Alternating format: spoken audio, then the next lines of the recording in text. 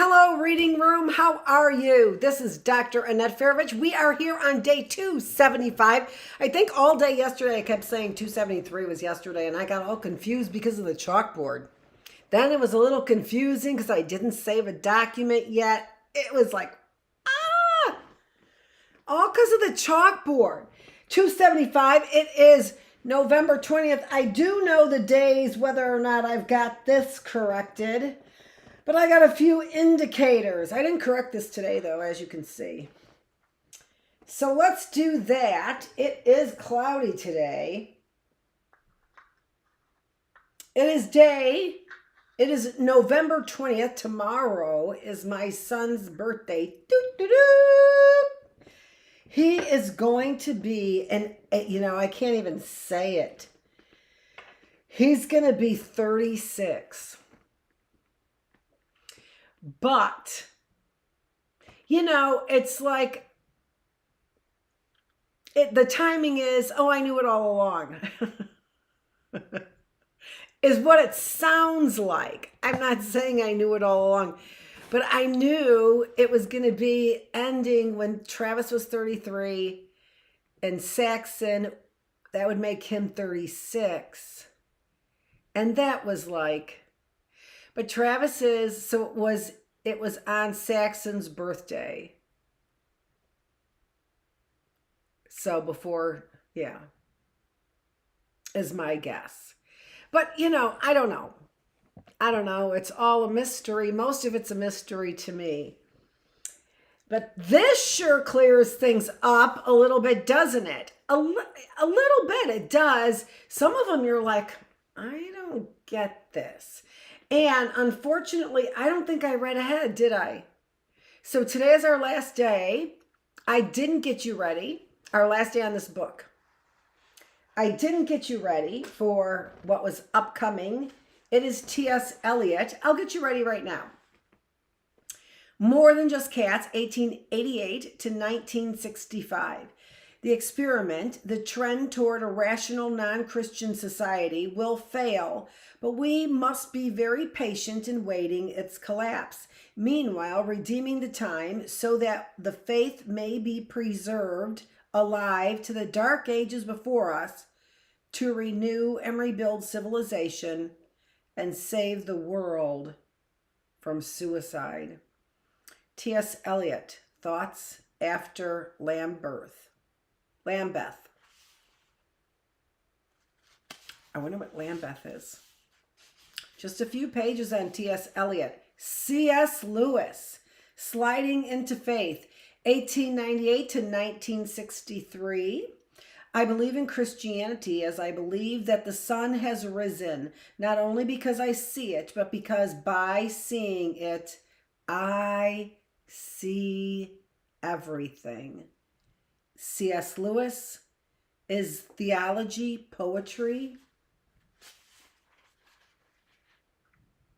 I think C.S. Lewis is. Henry Morris, Soft-Spoken Warrior, Chapter 59, 1918 to 2006. True science is never an enmity with God, and a true man of science can and should be also a true man of God. Let me say that again. True science is never at enmity with God, and a true man of science can and should be also a true man of God. Henry M. Morris, Men of Science, Men of God.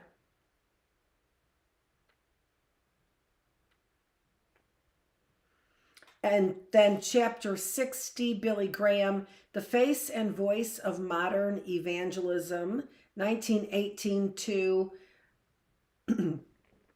he's dead, but who even knows? He might show up on YouTube. My one purpose in life is to help people find a personal relationship with God, which I believe comes through knowing Christ. Billy Graham, biography, Billy Graham Evangelistic Association. And then that ends our book. I want to see if there's anything else. Nope, that's it. There's not a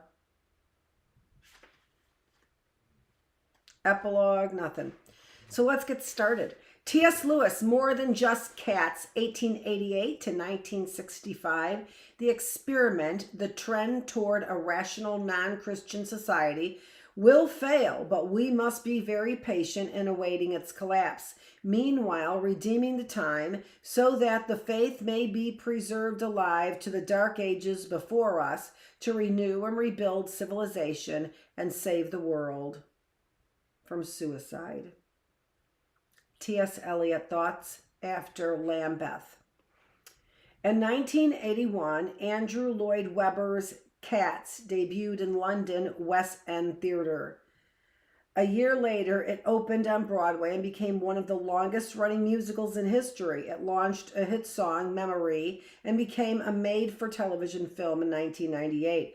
What many may not know is the musical is based on the work of one of the literary world's brightest stars, Thomas Stearns Eliot, better known as T.S. Eliot, poet and playwright. But while his 1939 Old Possum's Book of Practical Cats laid a good foundation for actors and actresses in catsuits, his other work, far more serious in tone, is his greatest achievement. The writer, T.S. Eliot, was born in St. Louis, but his family roots were in New England. His was a literary family that often gathered around Eliot's father to listen to readings from Charles Dickens. Eliot grew up a reader and remained in the business of words most of his life. Harvard accepted him into its college ranks, and Eliot finished his course of study in just 3 years. He would continue to study philosophy, literature, and other subjects at Harvard, Oxford, and schools in Germany and France. He settled in England and made it his home for the rest of his life. For a time, Eliot taught school and worked in a bank. Then he landed a job with publishers Faber and Faber. He stayed with the firm until his death in 1965. Eliot's first work of note was, sorry about that, but that's so annoying, the love song of J. Alfred Prufrock. I know, you're sitting over there going, you don't even know. Although written in 1911, it was not published until 4 years later. His poems are considered some of the first in the modernist movement. He took on difficult topics that he felt required complicated writing. He also wrote plays, feeling the best way to reach the masses was through that popular medium. His plays are still performed today. For 17 years, from 1922 to 1939, he also edited the influential literary magazine he founded, Criterion. The excellence of Eliot's writing was recognized by his peers. In 1948, he received the Nobel Prize for Literature. The Nobel Prize biography of Eliot says, Eliot has been one of the most daring innovators of 20th century poetry, never compromising either with the public or indeed with language itself. He has followed his belief that poetry should aim at a representation of the complexities of modern civilization and language, and that such representation necessarily leads to difficult poetry. Despite this difficulty, his influence on modern poetic diction has been immense. Eliot's poetry, from Prufrock, 1917, to Four Quartets, 1943, reflects the development of a Christian writer. The Christian. Eliot joined the Anglican Church shortly after he became a British citizen and even served as churchwarden in his parish.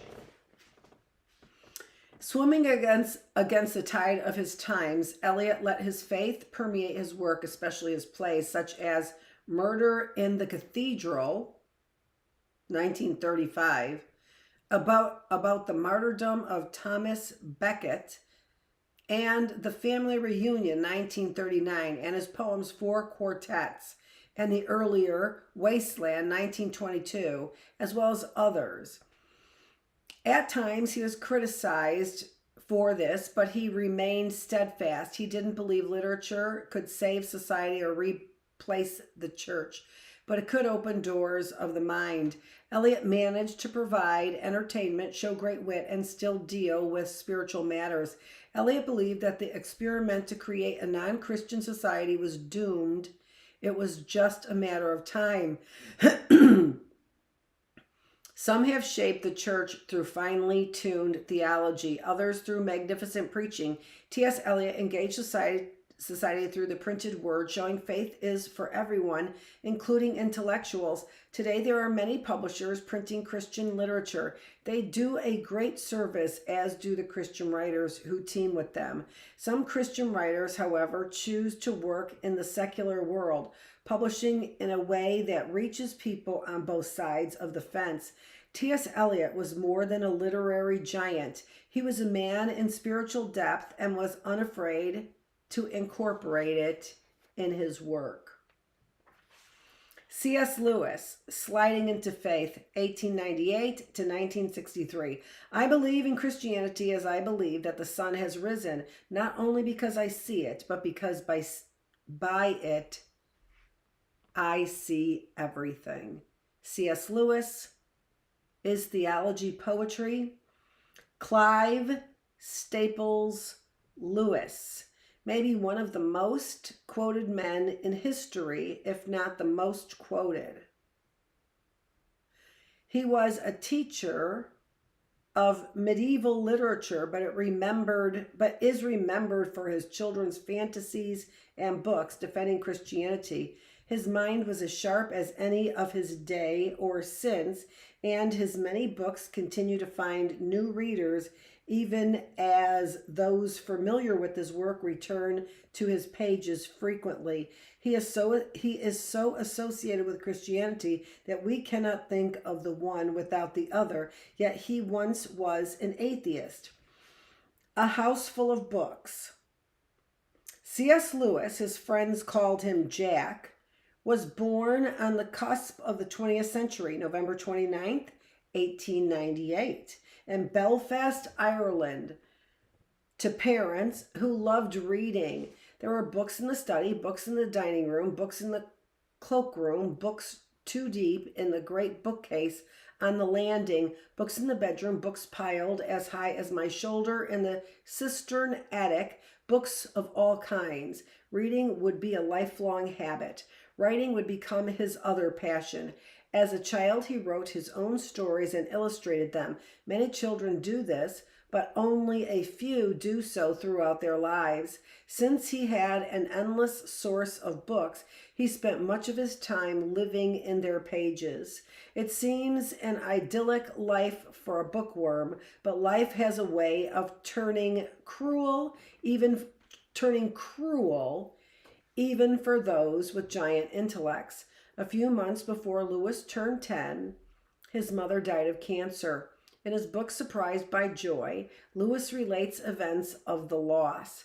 Her decline had been noticeable even to the children, and she spent much of her time in a morphine-induced delirium.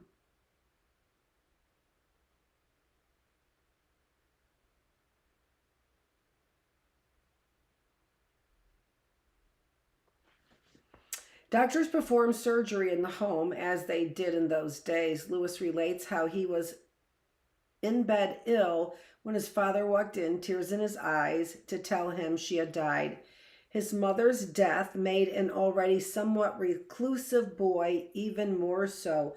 It also changed his view of God, whom he now saw as cruel. If God existed at all, he would go on to reject Christianity and any belief in God. Oxford. Lewis began studies at Oxford University in 1917, and he would spend much of his life there, first as a student and then as an instructor. The school became home to him, a feeling he kept even when his teaching duties took him to Cambridge for nearly a decade. It was while at Oxford that he published his first book of poetry, Spirits in Bondage, a cycle of lyrics, in 1919. It was written under the pseudonym Clive Hamilton. He would write another volume of poetry, Dimer, also under a pseudonym. He began his teaching career in 1924, tutoring in philosophy, and soon became a fellow of Magdalen College, one of the colleges in the Oxford University system. He taught English and literature. Books and friends and books. Lewis read widely and was soon drawn to the work of George MacDonald and G.K. Chesterton. The work of both authors challenged Lewis's atheism and worldviews. Of MacDonald's work, he said, "What it actually did to me was to convert, even to baptize my imagination." Friends also served as catalysts in Lewis's conversion. He had been surprised that brilliant men like Neville Coghill and J.R.R. Tolkien were practicing Christians. As time passed, he could no longer reject God. "You must picture me alone in that room in Magdalen, night after night, feeling whenever my mind lifted, even for a second, from my work, the steady, unrelenting approach of him whom I so earnestly desired not to meet. That which I greatly feared had at last come upon me. In the Trinity term in 1929, I gave in and admitted that God was God, and knelt and prayed, perhaps that night, the most dejected and reluctant convert in all England." His conversion experience was one of motion, like a man on a journey. On separate occasion, a trip to the zoo, he became a believer in Jesus as the Son of God. "I was driven to Whipsnade one Sunday morning. When we set out, I did not believe that Jesus Christ is the Son of God, and when we reached the zoo, I did. Yet I had not exactly spent the journey in thought, nor in great emotion." Lewis changed in the light of his newfound personal faith, especially where it touched his writing. He moved from writing poetry and focused on Christian themes. He would continue to write academic works, but the bulk of his work fell into the Christian literature camp, and it is those works that have lived after him. They still sell well. He was a gifted writer capable of moving from academic treatments, English literature in the 16th century excluding drama, to books defending the faith, Mere Christianity, A Case for Christianity, The Problem of Pain, to science fantasy, Out of the Silent Planet, Paralandra, That Hideous Strength, children's literature, The Chronicles of Narnia, and other categories. There are few writers who can work across genres and subjects with such skill as C.S. Lewis. His work found an eager audience, and The Poor Teacher was soon a well-to-do professor. Lewis's work sold well during his lifetime and still outsells many books published today. Lewis's work is filled with both heart and logic. He is one of the most quoted authors in history. Books of compiled quotations run 600 pages. During World War II, Lewis made a series of radio talks about Christianity to console a rattled British public. These radio addresses became the Book of Mere Christianity and made Lewis a household name. He spoke of faith in a straightforward, logical manner. Apologetics is the study and practice of defending the faith against criticism and building a case for belief. Lewis was a skilled apologist. No atheist or agnostic who has read Lewis can say he was a superstitious, uneducated man. His logic is ironclad. People might disagree with his conclusion, but they could not and cannot say he was unclear. This is true of both his fiction and nonfiction. An changed man. Lewis, now famous, remained in the lifestyle he had lived before. He continued to teach, continued to write academic work in his field, continued to read, and continued to live a simple life. He often used much of his income to help others, including poor students who couldn't afford school fees, underfunded seminarians, and others couldn't afford school fees, and others. In most ways, he remained the sometimes rumpled professor. At the age of 59, his life took a dramatic turn. In 1952, Joy Davidman Gresham showed up on the writer's doorstep. She was an American in England and had come by to meet the man who, through two of his books, The Screwtape Letters and The Great Divorce, had brought her to faith. A friendship was born. Joy's life became more difficult. Her husband abandoned her and her two adolescent sons. She moved to London and was soon in financial trouble. Lewis provided the help she needed. Friendship expanded into love, and they married in 1956. Joy, who was 16 years younger than Lewis, was ill, something he knew when they wed. Their marriage would last only 4 years. Cancer once again took someone he loved. She was only 45. His book, A Grief Observed, reveals his journey through the loss and the years that followed. Friends. C.S. Lewis had friends who often met at the Eagle and Child, a pub near the university. The group called themselves the Inklings. The gathering included author J.R.R. Tolkien and other intellectuals. There they would review writings of their members and others. Member is probably not the best term, since they were a simple gathering, not a club or a literary society. Although supportive of each other, they could be critical, and one thing they criticized Lewis about was his Christian writing. It struck them as an unseemly thing for a scholar to do, but Lewis was unmoved. He continued the course he started after his conversion, and the world is better for it. It is possible that Lewis's emphasis on Christian writing cost him a full professorship, something he only achieved when another college offered such a position. Unheralded passing. C.S. Lewis died in 1963 of renal failure. Few paid attention to his passing because he died the same day John F. Kennedy was assassinated in Dallas.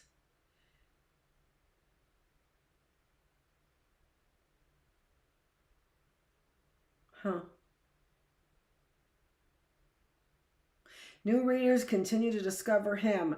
Readers familiar with his work return to it. Lewis has taken his readers to other planets and to mysterious lands on the other side of the wardrobe, has caused us to view our weaknesses uniquely and powerfully as discussed by a demon intent on tripping up a believer, has examined the purpose of pain and grief, and has caused us to think about the logic of faith. He is unrivaled in the church as writer, apologist, and thinker.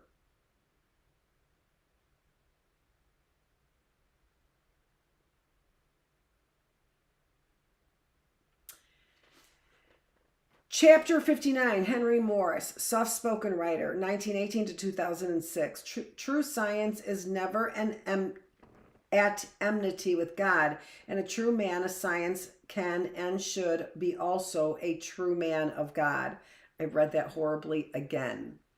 True science is never at enmity with God, and a true man of science can and should be also a true man of God. Henry M. Morris, Men of Science, Men of God. When Dr. Henry M. Morris died, news of it spread through the country, including articles in two major newspapers, the New York Times and the Los Angeles Times. Dr. Morris was a unique celebrity, a quiet, unassuming man with a gentleman air. He was one of the most controversial men of the century. With his balding head, glasses, and reserved smile, he looked like everyone's favorite uncle. But behind the appearance was a soft-spoken warrior, a man convinced of a truth he would not abandon, a man dedicated to a cause that consumed much of his life. He went to his grave a crusader for the cause of creation science, a term he coined. He left behind 60 books, a vibrant organization, and a college. He also left behind a new kind of convert, the young earth creationist. He was loved by many Christians and reviled by many scientists and teachers. Loved or reviled, he spent his life in promoting what he believed to be one of the most important doctrines of Christianity, creationism. Background: born in Dallas on October 6, 1918, Henry Madison Morris turned his interest to science and engineering. He earned a civil engineering degree from Rice University in 1939, then a master's degree and PhD in hydraulic engineering from the University of Minnesota. For several years, he worked as a civil engineer and taught at the college level. In 1951, he became the chair of civil engineering at the University of Louisiana, Lafayette, and then held the same position at Virginia Polytechnic Institute and State University. Along the way, he became convinced that the Bible was the inspired word of God and was therefore infallible. He adopted the literal model of biblical interpretations, holding that the Bible accurately revealed events in the past, including the 7 days of creation and Noah's flood as revealed in Genesis. His first book, That You Might Believe, was published in 1946. Books and ICR. Dr. Morris was a hydraulic engineer, a specialist in water flow, and combined his knowledge of the topic with the biblical record. Teaming with Dr. John C. Whitcomb, he wrote The Genesis Flood in 1961. Morris provided the science. Whitcomb, a theologian, provided the theology. The book defended the global flood idea and the concept that the apparent age of Earth is due to the catastrophe brought on by Noah's flood. Most of his many books deal with creationism or controversial aspects of biblical interpretation. Books like The Genesis Record and others also dealt with matters other than creationism. He demonstrated a skilled eye for interpretation. Scientific Creationism, 1974, put the creationist movement on the map. The book, meant to be a textbook for creation science, continues to sell today, as do most of his books. Morris wrote with clarity and conviction. Many disagreed with him, including those in the church, but none could say he wasn't clear in his convictions. Evolutionist teaching, he wrote in the book's first foreword, is not only harmful sociologically, but it is false scientifically and historically. He was not one to mince words. Morris and other scientists decided to take a more proactive approach in challenging evolution. He and 9 other scientific creationists formed the Creation Research Society. In 1969, he left his post at Virginia Tech and founded the Institute for Creation Research, ICR, in San Diego, assembling a research group associated with what was then called the Christian Heritage College, now San Diego Christian College. The organization was dedicated to creationism research and education. It drew scholars from the fields of astronomy, microbiology, and other disciplines. It would later grant master's degrees in science education and became a separate entity from the college.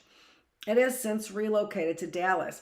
Morris served as president of the organization. He traveled widely, speaking at conferences around the world. He, along with other associated scientists and theologians, participated in over 100 debates. ICR continues to do the same work under the leadership of Dr. Morris, his sons Dr. Henry Morris III and Dr. John D. Morris. Creation.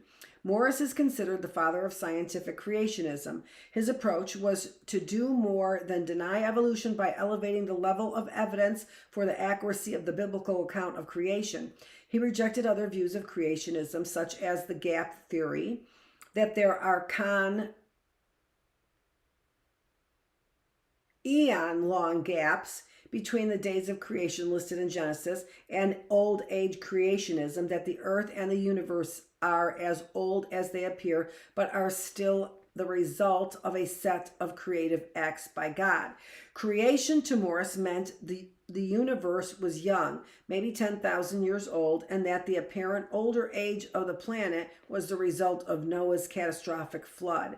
His belief in a 24-hour day creative week put him at odds not only with the geologists, astronomers, and evolutionists, but with old age earth proponents like astronomer and Christian minister Dr. Hugh Ross of reasons to believe. Other Christian apologists argued for a limited flood. Dr. Morris stayed the course he had charted decades before. While usually mild and gentlemanly in conversation and debate, he was clear and pointed in his writing. His life was spent enduring heated ridicule of his opinion and his teaching. Evolutionary scientists dismissed him first as a crackpot religious fanatic, then later as a danger to the education of children. Those who knew him respected him. Even some of his opponents admired his tenacious belief and untiring effort. Death. The father of modern science creationism died on February 25, 2006 in Santee, California. He suffered from a series of strokes, but continued working until his health no longer permitted.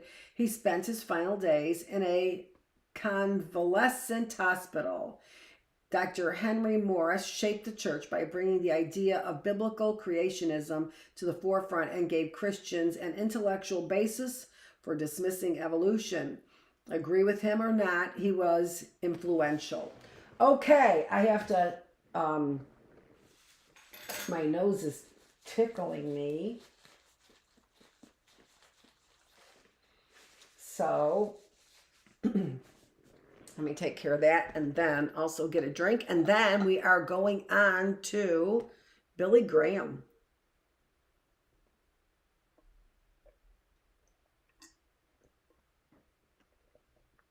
Oh my gosh, did you see the honey water at the bottom? Oh my gosh, so good.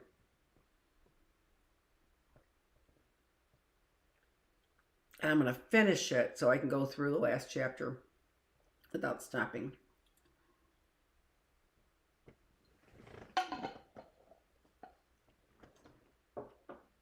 Eating, drinking.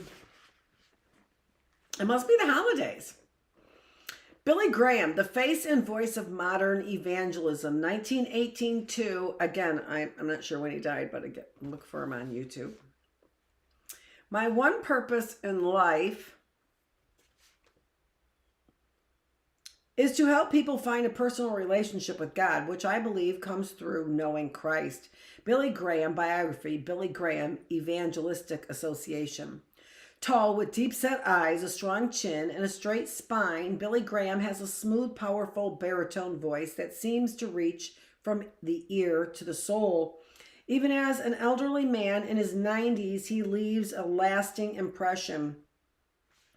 More than 215 million people in 185 countries have heard him speak. Hundreds of millions more have heard him over radio, television, film, and the internet. For over 70 years, he has proven to be a man of singular purpose, displaying a dedication to evangelism seldom seen. He is the face and voice of modern evangelism, not only in the United States, but throughout the world. No longer, right? We've got Joyce Meyer, which, dear gosh, I don't know about her. And that Joker smile she's got going on there, but whatever. Okay. And Osteen, right? Joel Osteen. And I don't know, right? There may be more, but I think that they're dying out with all of the scandal. Baseball field to pulpit. Born in 1918 near Charlotte, North Carolina, Graham grew up, like many boys, with his penetrating gaze set on a career in baseball. It was a dream he would never have opportunity to pursue. Growing up during the Depression, he spent his childhood and teenage years working on his family's dairy farm, spending his off time reading. At the age of 15, in the fall of 1934, he attended a revival preached by Mordecai Ham, a traveling preacher. Soon after, he felt a call to ministry and attended several colleges. Bob Jones University, which he found too strict, Florida Bible Institute, where he began preaching, and then Wheaton College in Illinois. It was at Wheaton where he met a young woman who would become his wife, Ruth Bell, the daughter of a missionary surgeon. After college, he became the pastor of First Baptist Church in Western Springs, Illinois. His time as pastor was short, and that church would be his only local ministry. Youth for Christ International was a new organization founded in the mid-1940s. It focused on reaching young people through mass rallies. Billy Graham left his church to become the organization's first full-time employee. He preached throughout the United States and overseas. Graham would forever be associated with evangelistic crusades. The Canvas Cathedral. In 1949, Billy Graham set up a tent at the corner of Washington Boulevard and Hill Street in Los Angeles. The tent was nicknamed the Canvas Cathedral. A 3-week crusade was planned, but the crowds kept coming. The effort stretched to 8 weeks. Graham was just 30 years old, and one afternoon, over 6,000 people attended the services, and hundreds of others had to be turned away. They walked the aisle by the score. It was a pivotal moment in the evangelist's career. Some have seen a connection between the success of the 1949 Los Angeles event with newspaper publisher William Randolph Hearst, who sent a telegram to his editors, Puff Graham. Whether this was a factor to the effort's success or not is impossible to ascertain. No, it's impossible to ascertain. What the hell does that mean, Puff Graham?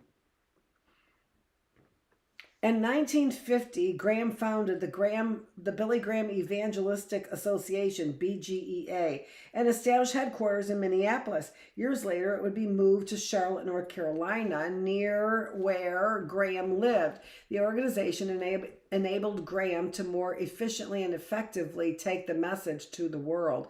The BGEA proved to be a progressive group using whatever medium it could to promote the message. The Hour of Decision was a BGEA radio program that broadcast around the world for over 50 years. The organization also arranged to have Graham's sermons shown on U.S.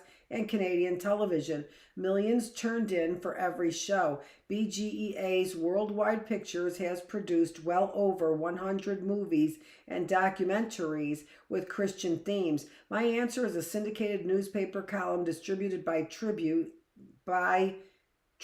Media Services that has run for over 30 years. Another print medium is the well-known magazine Christianity Today and its family of periodicals. Started by BGEA in 1956 with Carl F. H. Henry as editor, the magazine continues to bring in-depth and topical materials to its readers. Billy Graham is the author of 30 books, many of them bestsellers.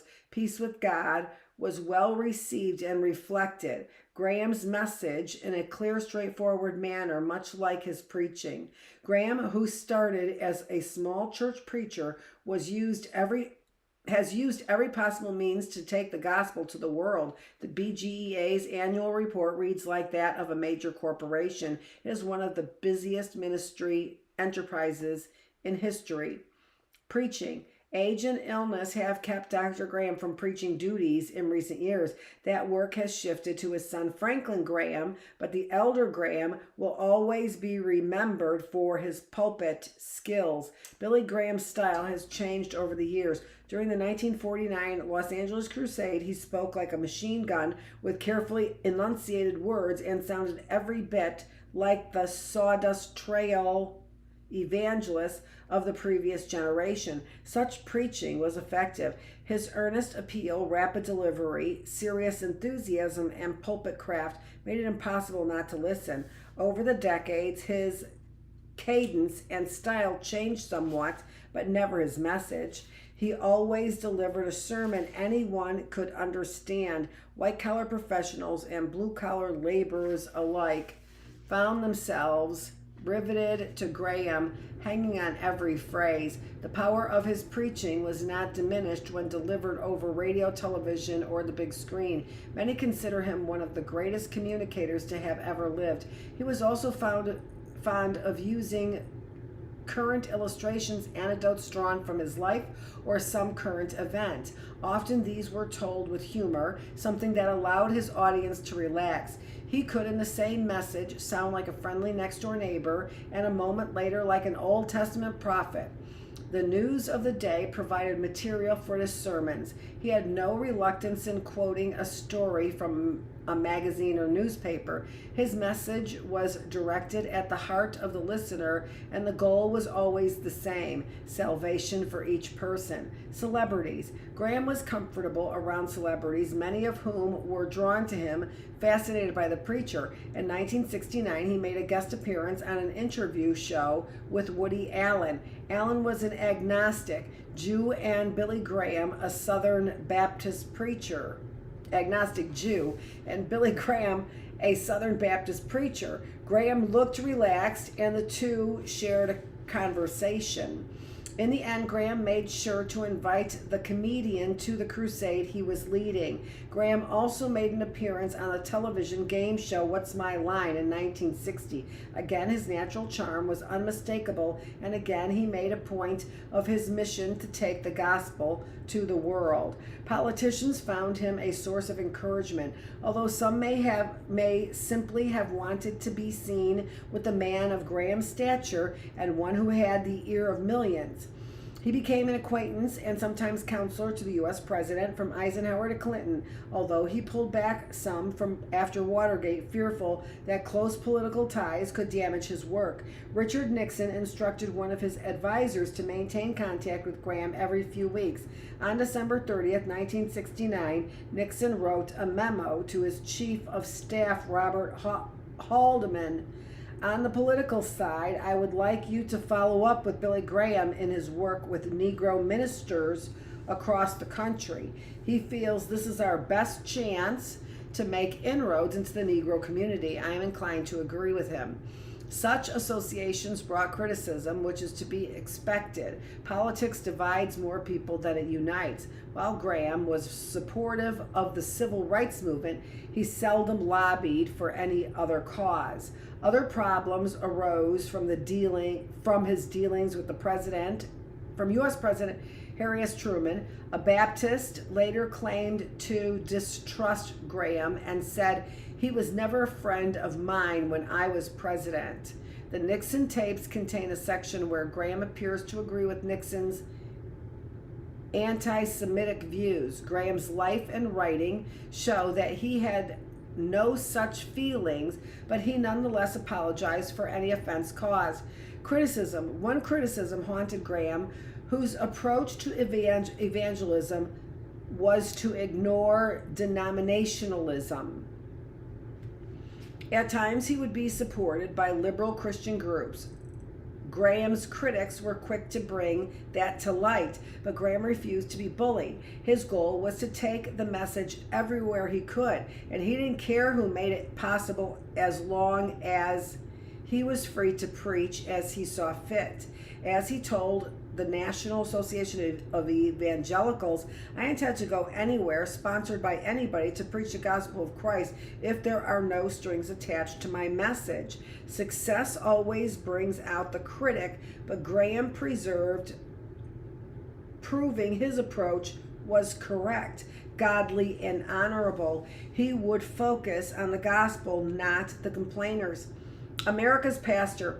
On September 14, 2001, while the world was still reeling from the September 11th attacks on the World Trade Center towers, Dr. Graham, in response to an invitation, led a memorial service at the Washington National Cathedral. He had done something similar for the families of those lost in the Oklahoma City bombing of 1995. Billy Graham had been and remains America's pastor. Age and illness have taken their toll. At this writing, Dr. Graham is in his early 90s and plagued with medical issues. For over 15 years, he had battled Parkinson's disease, a degenerative disorder of the central nervous system. He's also been hospitalized for severe ailments, including pneumonia, bronchitis, and other issues. The media reports each time he's hospitalized proof that he remains in the hearts of the American people and the world.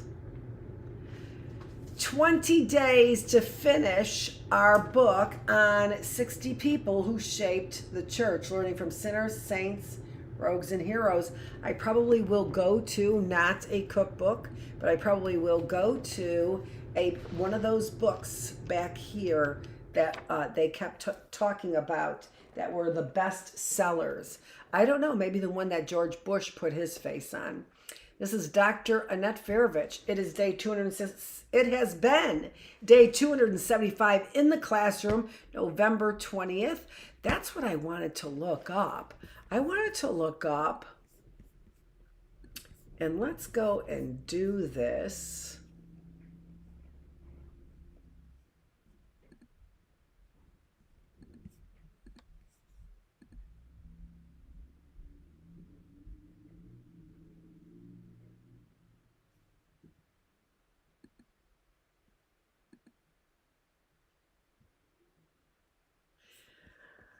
Again, I can't see what I want to see. Hold on. There it is.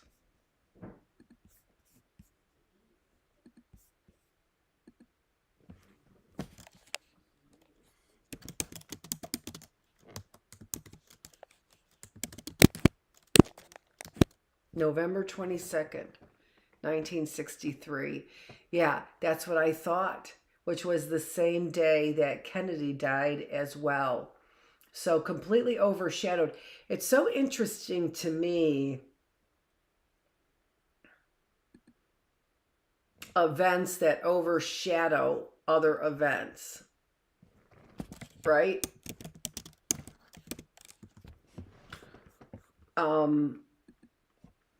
Like, for example, what's his name from Shawshank Redemption? He said on SNL, GE, we bring good things to death. And at the same time, on that same program, Sinead O'Connor tore up the Pope's picture. And nobody ever remembered. Nobody remembered. That's always interesting to me. This is Dr. Annette Feravich. Thanks so much for joining me here in the classroom. On November 20th, happy birthday to my son tomorrow. My son Saxon. He is a warrior. That I know. Thanks for joining me.